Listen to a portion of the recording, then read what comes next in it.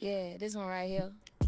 There's Little something Choco. very heavy about a We almost situation like lost you, this boy. because it stops being about internet talk and turns into a living, breathing responsibility that can't be paused or edited. When you bring a dog into your life, that animal doesn't understand circumstances the way people do. It doesn't understand I fell on hard times or I'm figuring it out as I go. All that animal knows is who feeds it, who protects it, and who keeps it safe. So when things start slipping, when money is tight, when housing is unstable, when you're moving from place to place or even living out a car, that responsibility doesn't shrink. It actually gets heavier. And if a dog ends up at a vet after eating something it shouldn't have had, like grapes or anything toxic, that's not just an oops moment. That's a warning sign. That's the line being crossed where love and responsibility have to meet reality. Because the vet bill doesn't care about your situation, and the dog definitely doesn't understand why it feels sick or scared or out of sorts. You can see it in them sometimes.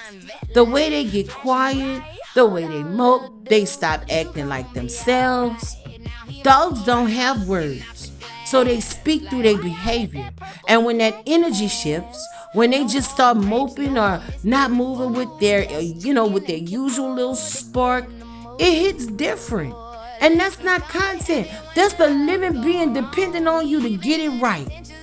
And yeah, people can fall on hard times. Life can get unstable real fast. But that's exactly when decisions have to be even more intentional. Because, come on. Taking on a pet isn't just about companionship when things are good, it's about what happens when things are not good.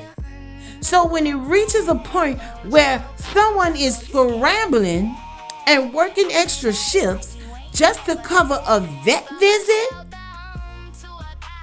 living in a space that's already unstable, and a dog is suffering in the middle of that, it becomes less about judgment and more about hard truth. Sometimes love also means recognizing when you're not in a position to provide what another life fully needs. It's not about tearing anybody down. It's about the reminder that animals don't get to choose their situation. And if you're the one holding that responsibility, then every choice you make either protects them or puts them at risk. And what makes it even harder to sit with is how fast things can spiral when there isn't a stable backup plan in place.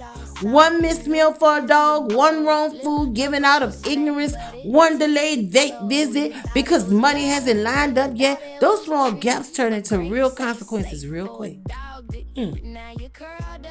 A dog doesn't know what I'll fix next week. I'ma pay my bills. That dog don't understand what none of that means.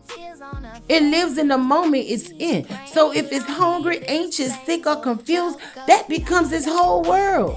And that's why pet care isn't flexible in the way human survival sometimes is. You can push your own needs down the line, but an animal can't. And that's where accountability has to step in without excuses. Not cruelty, not judgment for the sake of it, but honesty.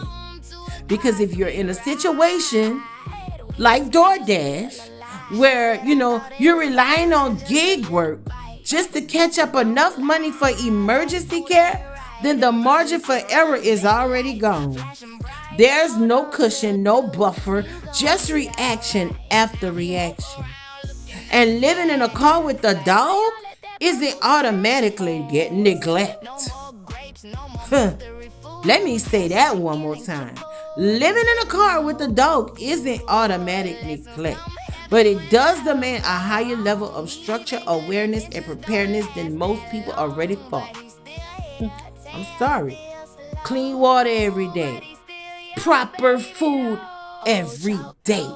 Temperature safety every day. Immediate medical attention when something feels off. Not when I can, but right now if needed. That's the reality. Now Choco got sick. Choco ate some grapes, and well, a grape and a half, and she took him to the vet. They did a flush. They probably checked him out, make sure he's good. Yeah. Yeah. Let this be a lesson. I'm just saying. Treat is a treat. And Choco. You gotta be mindful of what we putting in our mouths, right? So you have to be mindful of what you putting in your pet mouth.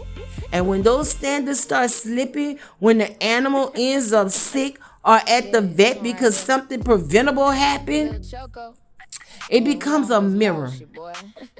Not just out of circumstance, but of responsibility under pressure. Because love alone isn't enough if it isn't paired with capacity. And capacity isn't just money, it's stability, planning, and the ability to consistently meet needs even when your own life is unstable. At the end of the day, the hardest truth in situations like this is simple. An animal that chooses the conditions is living in, but the person who brought it in did, and that choice carries weight every single day after that. Not just when things are easy, but especially when they are not. I really feel like DoorDash, you can't even take care of yourself. How you gonna take care of a dog? I'm not passing judgment on you. I ain't trying to put you down, but you need somewhere to live. You need somewhere to live. You keep talking about I'm about to get on the road and go out of state, go out the country, go wherever you're going. I don't know. Maybe you where you are. But you have brought a dog into the picture now. And that dog deserves a stable life, even if you don't have one. With that being said, this is the assignment, and this is Miss Yaka. Don't forget to like, share, and subscribe to the videos. And all prayers to Choco. Bye.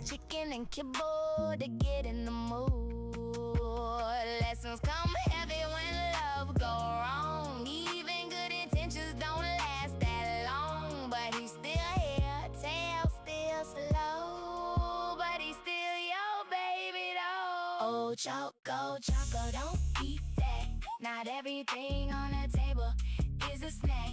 We love your boy, come back, come back. Grapes in your system, put you under attack. Oh, Choco, you scared as bad. Living that life you ain't never had. From a shelter home to a car seat ride. We just glad you still alive. Yeah. Let this be a lesson. Not every treat is a treat. And Choco, you better not touch nothing purple again, boy.